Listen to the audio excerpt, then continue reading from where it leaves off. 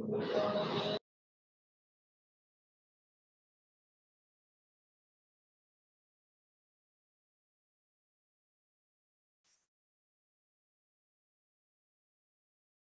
वालेकुम सर।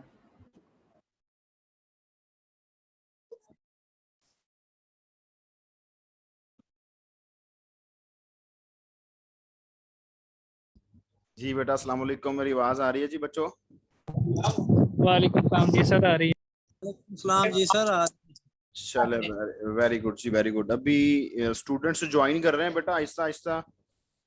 मेरे ख्याल से अभी वो थोड़ा सा लेट हैं लोग ज्वाइन करने में। अगर आप लोगों को कोई क्वेश्चन है बेटा तो शाबाश पूछ लें। हम लोग फंक्शंस के बारे में पढ़ रहे थे लास्ट टाइम।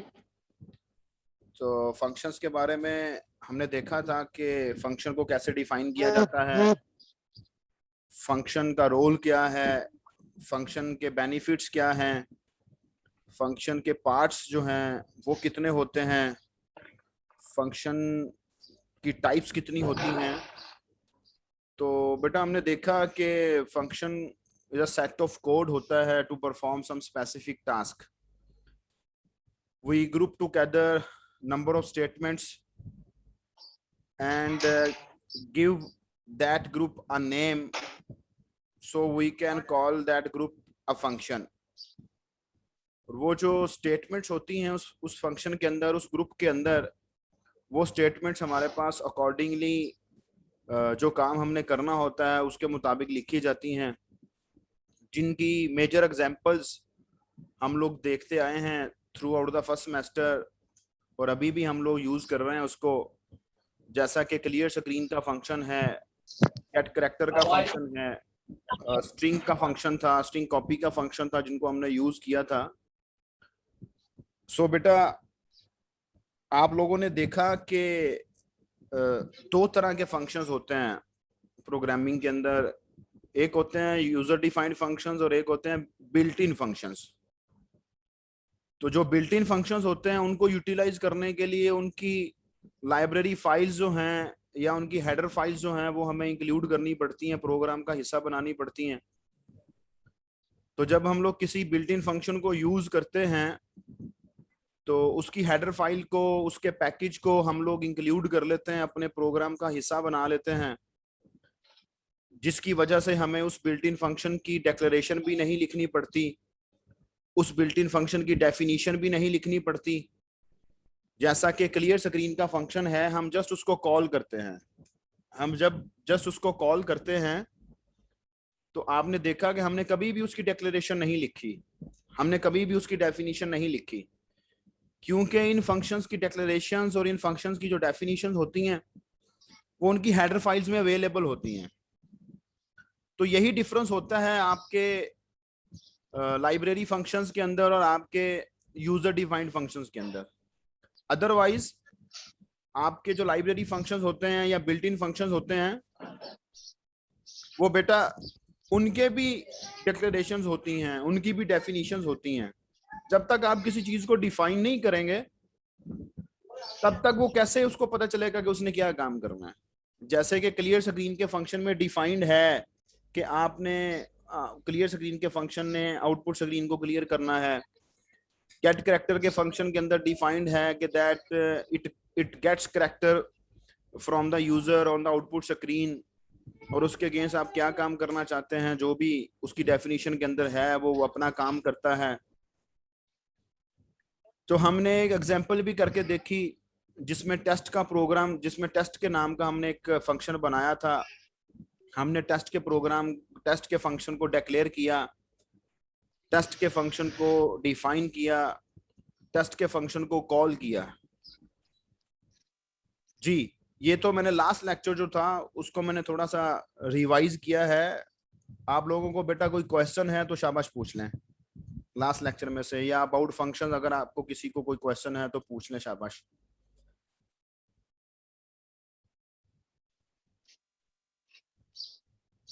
जी बेटा वैसे तो बेटा हमारी क्लास जो है वो 2 बजे हुआ करेगी ये वाली।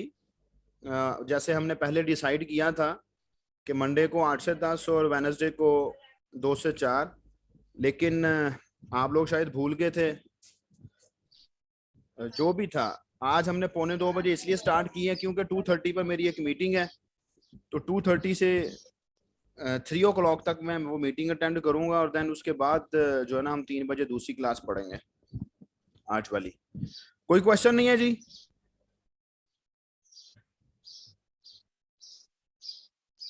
चले, मेरे ख्याल से कोई क्वेश्चन नहीं है आप लोगों को।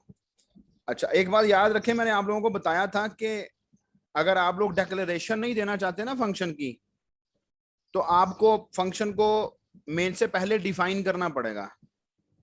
तो ये लिखा हुआ है एलिमिनेटिंग द डिक्लेरेशन। इसका यही मतलब है कि if you don't want to declare a function then you have to define the function before main. तो ये देखें कि दिस इज योर मेन, आपकी एग्जांपल का मेन फंक्शन लिखा हुआ है और यहाँ आपके स्टार लाइन की डेफिनेशन लिखी हुई है। जो लास्ट एग्जांपल थी आपकी, उस एग्जांपल के अंदर मेन से पहले फंक्शन को डिक्लेयर किया गया था, फिर मेन डिफाइन किया गया और देन आपका जो यूजर डिफाइंड फंक्शन था उसको डिफाइन किया गया था मेन के बाद। लेकिन अगर आप लोग ये चाहते हैं कि आप लोग डिक्लेरेशन नहीं देना चाहते, आप फंक्शन को डिक्लेयर नहीं करना चाहते, then you have to define your function before main. तो ये था आप लोगों के पास एलिमिनेटिंग द डिक्लेरेशन। तो मैं अब टर्बो की तरफ वापिस चाहता हूँ, वहां जाके हम लोग एक फंक्शन बनाते हैं। प्रैक्टिस के पॉइंट ऑफ व्यू से मैं आप लोगों को एक छोटा सा फंक्शन बना के दिखाता हूँ वहां पर, ताकि आप लोग उसको अच्छे से देख लें और आपको अच्छे से समझ आ जाए कि फंक्शन क्या होता है और फंक्शन क्या करता है। और हम लोग 1 2 3 फंक्शन बनाएंगे वहां पर, अभी हम लोग जाके देखते हैं। तब तक आप लोगों को कोई क्वेश्चन है तो वो पूछ लें।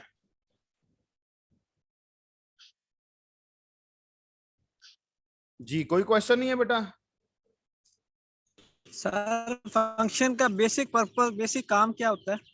फंक्शन का बेसिक पर्पस बेटा हमारे पास ये होता है कि कोड की रीयूजेबिलिटी जो है वो हमारे पास बढ़ जाती है, अच्छी हो जाती है। कि एक फंक्शन आप देखें ना, आपने क्लियर स्क्रीन का फंक्शन कॉल करते हैं, ठीक है, आप जहां दिल चाहता है आप उसको कॉल कर लेते हैं। एक दफा आपने उसको बना के रखा हुआ है, लेकिन अगर ये क्लियर स्क्रीन का फंक्शन ना बना होता तो आपको हर प्रोग्राम में अपनी आउटपुट स्क्रीन को क्लियर करने के लिए वो सारा कोड लिखना पड़ना था जिसके थ्रू आपकी आउटपुट स्क्रीन क्लियर होती है। वही बात क्लियर? Yes sir. देखें, अब आप देखें ना, आपने एक दफा क्लियर स्क्रीन का फंक्शन बना लिया है, अब आप उसको जब दिल चाहता है यूज कर लेते हैं, जब दिल चाहता है यूज कर लेते हैं। लेकिन अगर आपने ये क्लियर स्क्रीन का फंक्शन ना बनाया होता तो फिर क्या होना था? फिर आपको वो सारी स्टेटमेंट्स, वो सारा कोड लिखना पड़ना था, बार बार लिखना पड़ना था, हर प्रोग्राम में लिखना पड़ना था। इसी तरह सी आउट है, आपको पता है सी आउट के अगेंस्ट एक कोड होता है, ठीक है? वो सी आउट का जो कोड है वो कैसे काम करता है, अगर वो कोड डिफाइन ना होता तो आपको पूरा प्रोसीजर हर प्रोग्राम में, आपको हर प्रोग्राम में सी आउट का पूरा प्रोसीजर लिखना पड़ना था कि भाई सी आउट ऐसे काम करता है। अब आप क्या करते हैं, अब आप सिंपल सी आउट लिखते हैं और अपना काम कर लेते हैं, सीन लिखते हैं अपना काम कर लेते हैं, क्लियर स्क्रीन लिखते हैं, आउटपुट स्क्रीन क्लियर कर लेते हैं। तो जिस बच्चे ने ये क्वेश्चन पूछा था फंक्शन वाला, मेरे ख्याल से होप्स हो कि उसको क्लियर हो जाना चाहिए कि फंक्शन का क्या फायदा है।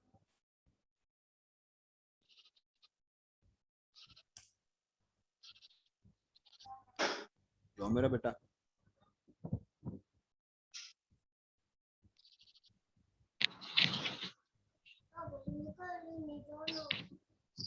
एक मिनट जरा होल्ड कीजिएगा जी, मैं अभी 1 मिनट आ रहा हूँ।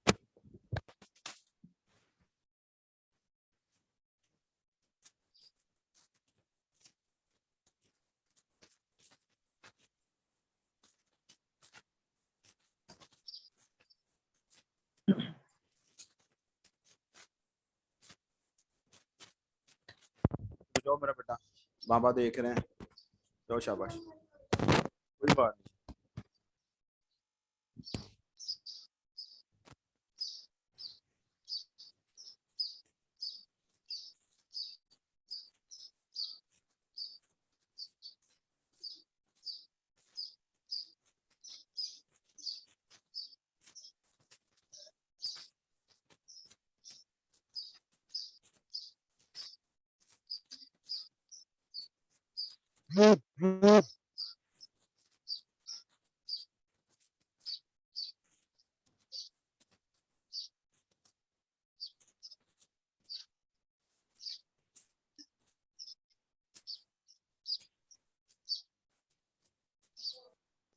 जी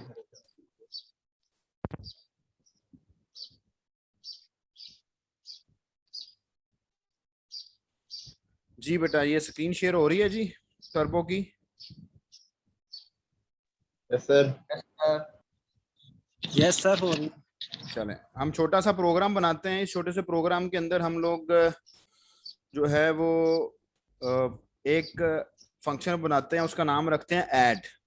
ठीक है, और उस ऐड के फंक्शन को हम कहेंगे जी कि ये हमें दो जो है वो वैल्यूज या दो नंबर्स ऐड करके देगा। ठीक है, ऐड का फंक्शन, मेन का फंक्शन बनाते हैं। इस मेन के फंक्शन के अंदर हम चाहते हैं जी कि जब मैं ऐड के फंक्शन को कॉल करूं तो ये जो है ना मुझे दो वैल्यूज ऐड करके देगा। तो उसकी वजह से आप देखें कि मेन से पहले मैंने फंक्शन को डिक्लेयर किया, अभी मैंने कॉल नहीं किया, क्योंकि मैं कॉल करूंगा इसको, मैं चाहता हूं पहले मैं इसको डिफाइन कर लूं कि इसका काम क्या है। मेन के बाद हम इसको डिफाइन करने जा रहे हैं, और आप देखें कि जब मैंने ऐड के फंक्शन को डिक्लेयर किया है ऊपर यहां पर, तो रिटर्न टाइप लिखी फंक्शन की, फंक्शन का नाम लिखा और छोटी ब्रैकेट्स डालने के बाद सेमीकोलन लगाया। This is the declaration. मैं यहां लिख भी देता डिक्लेरेशन। ठीक है जी। और यहां हम लोग क्या करने जा रहे हैं, यहां हम लोग फंक्शन की डेफिनेशन लिखने जा रहे हैं। डेफिनेशन से मुराद कि आप उसको डिफाइन करते हैं कि ये क्या करेगा। अब हम लोग चाहते हैं कि ये हमसे दो वैल्यूज पूछे, दो वेरिएबल्स लेते हैं, हमसे दो वैल्यूज पूछे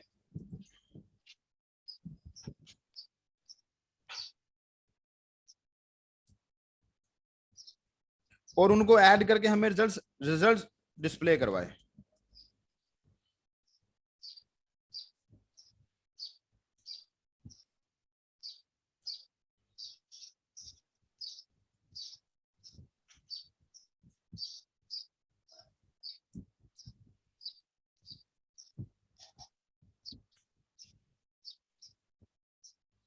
स्क्रीन आपको छोटी शो हो रही है या बड़ी शो हो रही है जी? छोटी शो हो रही है। चले मैं इसको छोटी शो हो रही है सर। स्क्रीन को बड़ा कर देता हूँ। अब असल में होता ये है कि जब स्क्रीन बड़ी कर देते हैं ना, तो फिर ये मीटिंग के पार्टिसिपेंट्स आप लोग मुझे ना नजर नहीं आते फिर, या मीटिंग के पार्टिसिपेंट्स कह लें या आपके जो ग्रुप मैसेजेस होते हैं वो नजर नहीं आती। लेकिन अब आपने अगर क्वेश्चन पूछना है तो वॉइस के थ्रू ही पूछना है। चलें, this is a declaration of the function. जिधर आपका कर्सर है इस वक्त, ये मेन, यहाँ मेन स्टार्ट किया हमने और यहाँ हमने मेन एंड कर दिया। और this is the definition of the function. और फंक्शन क्या करेगा, एक छोटा सा हमने नॉर्मल सा फंक्शन बनाया है कि फंक्शन हमसे जब भी फंक्शन कॉल करेंगे, ऐड के फंक्शन को जब भी कॉल करेंगे, ऐड का फंक्शन हमसे दो वैल्यूज पूछेगा। दो वैल्यूज पूछने के बाद हमें उन दो वैल्यूज का सम दे देगा। अब हम फंक्शन को रन करने का हमें कोई फायदा नहीं होना, क्योंकि कोई आउटपुट नहीं आनी जब तक हम फंक्शन को कॉल नहीं करेंगे। जैसे कि अभी मैं ये लिखा है, अभी मैंने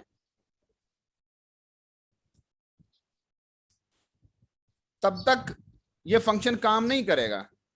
अब मैं रन करता हूं प्रोग्राम को। अब आप देखिएगा कि मैं इसको लाइन वाइज रन करूंगा प्रोग्राम को, F7 के साथ रन करूंगा। पहले भी हमने F7 के साथ प्रोग्राम रन करना देखा हुआ है ना? Yes sir. तो मैं इस प्रोग्राम को F7 के साथ रन करूंगा, लाइन वाइज ये प्रोग्राम मेरे पास रन होता जाएगा। और आउटपुट स्क्रीन भी मैंने आपके सामने ओपन कर ली है। तो आप देखेंगे कि आपका प्रोग्राम किधर से किधर जा रहा है। ये F7 प्रेस करता हूं जी, प्रोग्राम रन हो रहा है। मेन से हमेशा स्टार्ट होता है प्रोग्राम।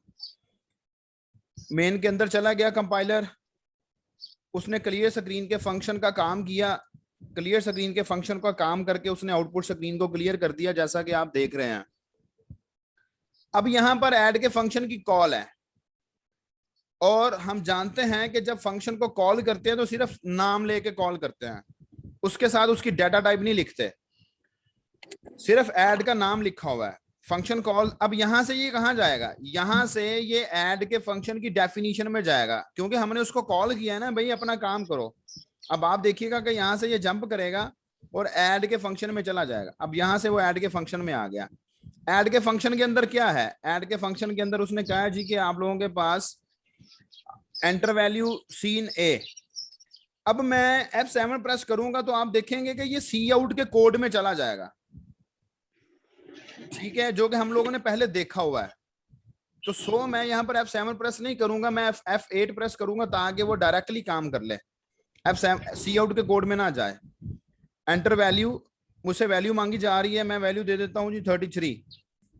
एंटर की प्रेस करते हैं, फिर एंटर वैल्यू, फिर वो मुझसे वैल्यू मांग रहा है, मैं उसको दे देता हूं जी 43।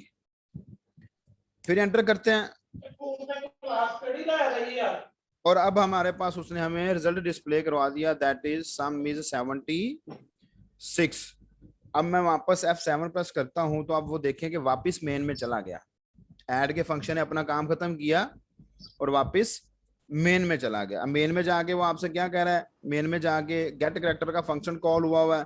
गेट कैरेक्टर का फंक्शन क्या काम करता है, गेट कैरेक्टर का फंक्शन हमसे कैरेक्टर मांगता है आउटपुट स्क्रीन के ऊपर कि जब तक आप कैरेक्टर टाइप नहीं करेंगे वो आउटपुट स्क्रीन को आपके सामने स्टे करवाएगा। और मैं यहाँ पर एंटर की प्रेस करूंगा और आप देख रहे हैं कि आपका जो कोड है वो वापस आपके सामने आ गया। जी बेटा, होप्स हो कि अब आपको फंक्शन की समझ आ गई है कि फंक्शन डिक्लेरेशन कैसे करते हैं, फंक्शन कॉल कैसे करते हैं और फंक्शन को डिफाइन कैसे करते हैं। जी अगर मैं 2-3 दफा कॉल करती हूँ, जी, अगर मैं 2-3 दफा कॉल करनी है फंक्शन को, 2-3 दफा चलाना हो, तो 2-3 दफा चला लें भाई, जितनी दफा आप उसको चलाएंगे उतनी दफा वो अपना काम करेगा। हमने, याद नहीं है आपको, हमने शुरू में क्लियर स्क्रीन के फंक्शन को बार बार यूज करके देखा था, याद है? जब लैब के अंदर, आपको ये भी याद होना चाहिए कि लैब के अंदर जब हम लोगों ने प्रोग्रामिंग शुरू की थी फर्स्ट सेमेस्टर में, तो मुझे याद है कि मैंने आप लोगों को कोड के अंदर एक प्रोग्राम लिखा था अपने व्हाइट बोर्ड के ऊपर। उसके अंदर मैंने 3-4 दफा क्लियर स्क्रीन का फंक्शन यूटिलाइज किया था और मैंने पूछा था एट द एंड जाके कि मुझे बताएं इसकी आउटपुट क्या है। याद है सबको? बिल्कुल सर, जी सर। जी सर, बिल्कुल याद है। तो बेटा ये फंक्शन को जितनी दफा मर्जी कॉल करें, अभी मैं कॉल करूंगा, हम 2 दफा कर लेते हैं क्योंकि वो फिर काम ज्यादा लेंथी हो जाएगा। 2 दफा कॉल किया हुआ है, मैं F7 के साथ काम करता हूं, बल्कि अब मुझे F7 के साथ काम करने की जरूरत नहीं है, मैंने आपको रन करके दिखा दिया है। मैं इसको रन करता हूं तो वो 2 दफा मुझसे वैल्यू पूछेगा, 2 दफा मुझे आउटपुट देगा। कंट्रोल F9 करके मैं प्रोग्राम को रन किया, ये पहली दफा ऐड का फंक्शन कॉल हुआ तो वो मुझसे वैल्यू पूछ रहा है, मैंने उसको दे दी 12। फिर दूसरी वैल्यू पूछ रहा है, मैं उसको देता हूँ 22। पहले का रिजल्ट दिया उसने, दूसरी दफा फिर ऐड का फंक्शन कॉल हुआ है, उसने फिर मुझसे पूछा एंटर वैल्यू, मैं उसको देता हूँ 45। फिर दूसरी वैल्यू पूछ रहा है 45। अब वो दूसरे वाले ऐड के फंक्शन की कॉल के अगेंस्ट मुझे आउटपुट दे रहा है 90। ठीक है जी, होप्स हो कि आप लोगों को क्लियर हो गया होगा। यहाँ पर ये जो बेसिकली मकसद आपको दिखाया गया है कि how to declare a function, how to define a function, how to call a function. तो ये चीजें जब आपको पता होंगी ना तो फिर आपको प्रॉब्लम नहीं होगा समझने में। आपके सामने बड़ा कोड, बहुत थाउजेंड्स लाइंस का कोड भी लिख दिया जाएगा ना, तो जब आप उसको कंसंट्रेशन के साथ रीड करेंगे तो आपको पता चल जाएगा कि अच्छा ये फंक्शन की डिक्लेरेशन है, अच्छा ये फंक्शन की डेफिनेशन है, अच्छा ये फंक्शन की कॉल है C++ के अकॉर्डिंगली।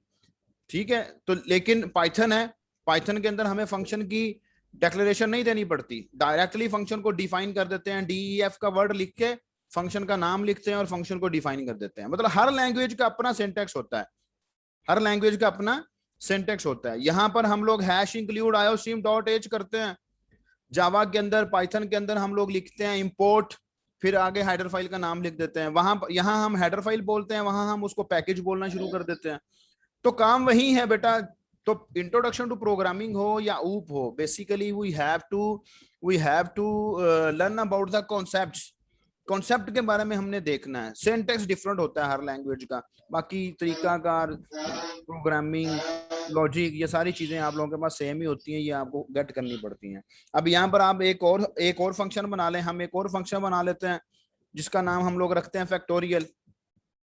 ठीक है जी, चले मैं एक छोटा सा प्रोग्राम बना लेता हूँ आप लोगों के लिए, एक छोटा सा प्रोग्राम बना देते हैं। ठीक है, मैं कहता हूँ जी कि यहाँ हम एक फंक्शन बनाते हैं टेबल का, फिर इसके बाद जो बड़ा प्रोग्राम होगा वो आपको दे देंगे बनाने के लिए।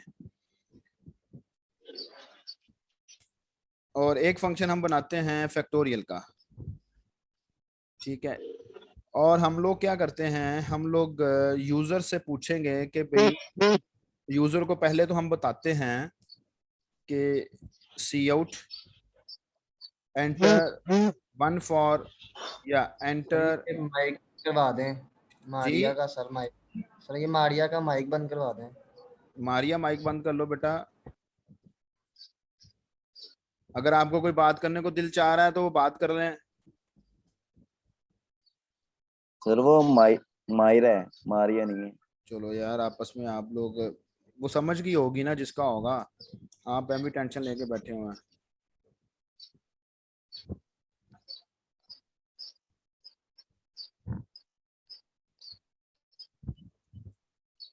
अच्छा जी, enter T for table and F for factorial.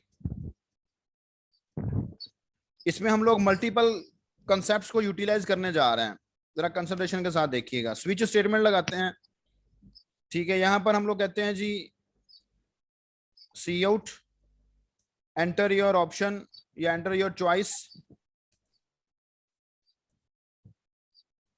Scene choice किस में लेके जानी है, चॉइस के लिए हमें एक वेरिएबल करैक्टर टाइप लेना पड़ेगा, क्योंकि हमने जो ऑप्शन रखा है वो हमने रखा है अल्फाबेटिकली, कैरेक्टर वाइज। तो चॉइस के नाम का एक वेरिएबल लेते हैं जिसमें हम लोग या टी ऑक्यूपाई करेंगे या एफ को ऑक्यूपाई करेंगे। तो स्विच स्टेटमेंट लगाते हैं। स्विच के अंदर हम लोग चॉइस को पास करते हैं और कहते हैं जी केस टी है तो टेबल का फंक्शन कॉल करो,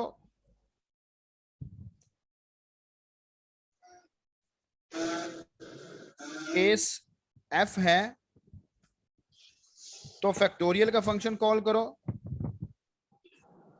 जो कि अभी हमने डिफाइन करने हैं। और केस नहीं, डिफॉल्ट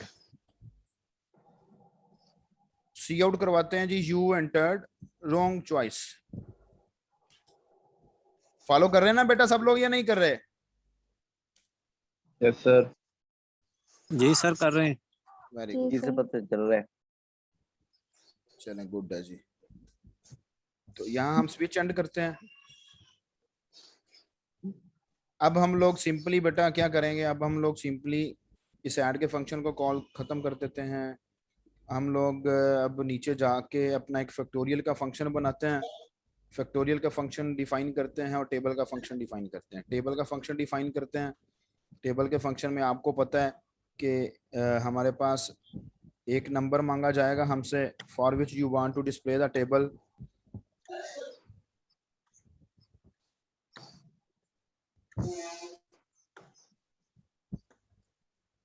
और नंबर में हम लोग वो नंबर सीन करवाएंगे एनयूएम के अंदर, ताकि उसके अगेंस्ट हम लोग जो है वो अपना टेबल डिस्प्ले करवा सकें। Int i equals to 1, i less than जो है 10 equals to 10, i plus plus. और यहाँ पर हम लोग क्या करेंगे, यहाँ हम लोग क्या करते हैं जी, सी आउट करते हैं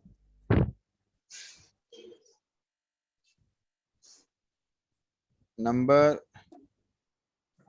मल्टीप्लाइड बाई आई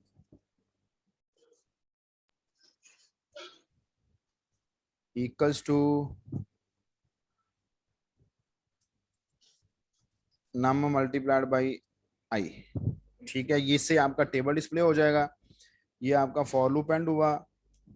और यहाँ हम लोग फंक्शन एंड करते हैं। चलिए मैं थोड़ा सा इसको यूं कर देता हूँ ताकि आप लोग जो है ना वो कंफ्यूज ना हो। ये ले, सर नाम आई के बाद एंड कर देंगे, एक ही लाइन पर प्रिंट कराता जाएगा। वेरी गुड, नाम cross. Very good, very good जी, हैंडल। ठीक है जी, बहुत अच्छे। और अब हम लोग यहाँ फैक्टोरियल का फंक्शन बनाते हैं, डिफाइन करते हैं। फैक्टोरियल के फंक्शन को डिफाइन करना आपके सामने। यहाँ पर वेरिएबल लेते हैं int number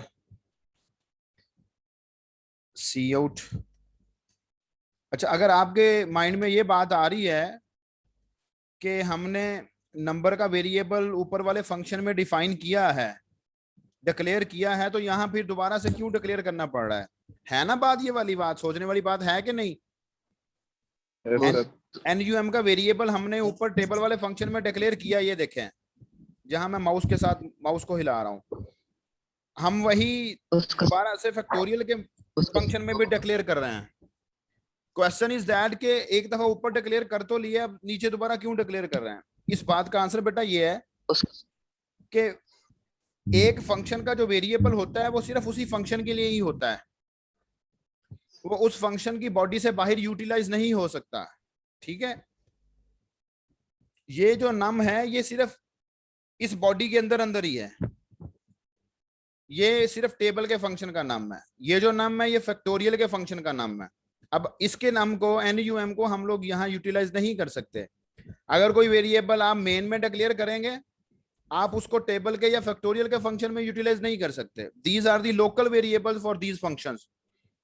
this function, this variable is local for this function, this variable is local for this function. हाँ, अगर आप कोई ग्लोबल वेरिएबल लेना चाहते हैं तो वो ग्लोबल वेरिएबल आपको मेन के बाहर डिक्लेयर कराना पड़ेगा।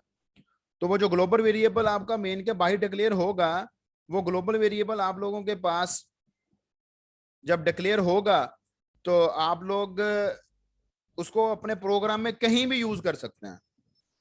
ठीक है जी, कंसेप्ट क्लियर हुआ कि नहीं हुआ? सर अच्छा जी, सर, अब हो यहाँ गया। Very good. अब यहाँ पर हमें एक और वेरिएबल लेना पड़ेगा, दैट इज फैक्ट के नाम से, जिसको हम लोग इक्वल्स टू 1 करते हैं, क्योंकि हमने मल्टीप्लिकेशन करनी है और हमें पता है कि मल्टीप्लिकेशन या प्रोडक्ट का जब सीन चलता है तो हमें उसको कैसे चलाना पड़ता है। i=1। फैक्टोरियल का कोड क्या है जी? कब तक चलेगा ये?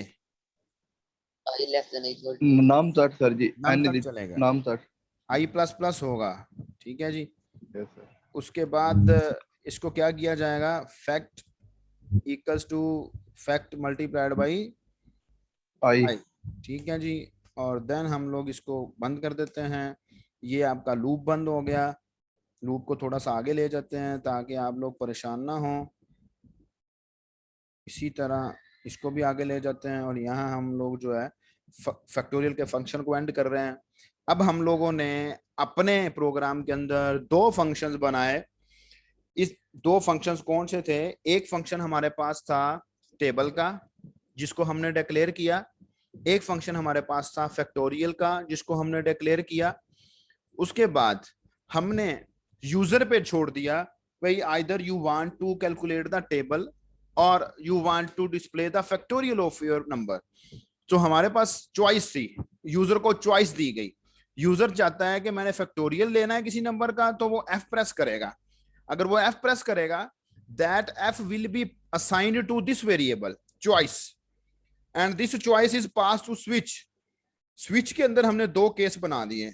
एक केस बनाया कि अगर हमारे पास हमारा यूजर जो है वो T पास करता है तो T के अगेंस्ट केस मैच हो जाएगा, तो टेबल वाला फंक्शन कॉल हो जाएगा।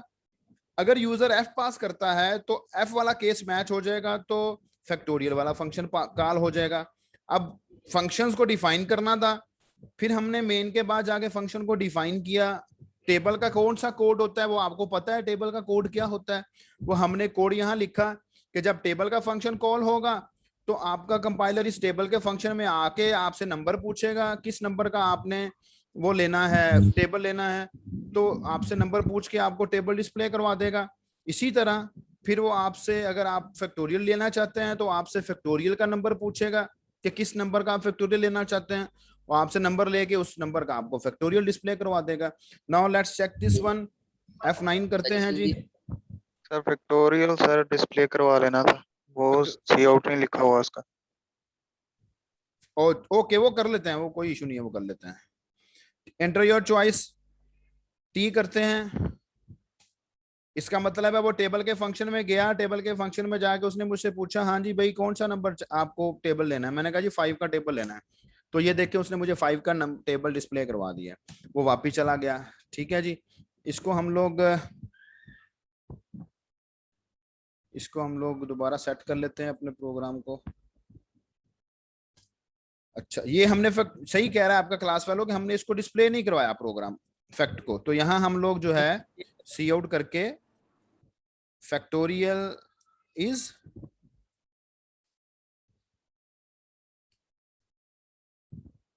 फैक्ट, इसको डिस्प्ले करवा लेते हैं। हम दोबारा से चेक कर लेते हैं। ठीक है जी, एंटर योर चॉइस, हम कहते हैं एफ। तो अब वो पूछेगा एंटर नंबर, मैं कहता हूँ जी 5, और 5 का फैक्टोरियल 120 होता है, वो आपके पास उसने 120 दे दिया। अब देखें कि जो फंक्शन आप चाह रहे हैं वो कॉल हो रहा है, जो नहीं चाह रहे वो कॉल नहीं हो रहा। ठीक है जी, क्लियर स्क्रीन का फंक्शन आप यूज करते हैं तो कर लें, नहीं करते हैं, नहीं करना चाहते तो ना करें, हम कर लेते हैं। हमने नहीं करना जी क्लियर स्क्रीन का फंक्शन यूज, हमारी मर्जी है, हम नहीं करना चाहते। अब देखिएगा क्या क्लियर स्क्रीन का फंक्शन यूज नहीं करते तो फिर क्या होता है। ये ले हम क्लियर स्क्रीन के फंक्शन, चले मैं इसको वैसे डिसेबल कर देता हूँ, हम इसको डिसेबल कर देते हैं। ये ले, अब देखिएगा, अब देखिए पुरानी आउटपुट भी आ रही है क्योंकि आउटपुट स्क्रीन क्लियर नहीं हुई। आउटपुट स्क्रीन ने हमारे पास जो है वो अपना क्लियर स्क्रीन के फंक्शन ने अपना काम नहीं किया। जब कॉल ही नहीं किया तो उसने क्या काम करना है।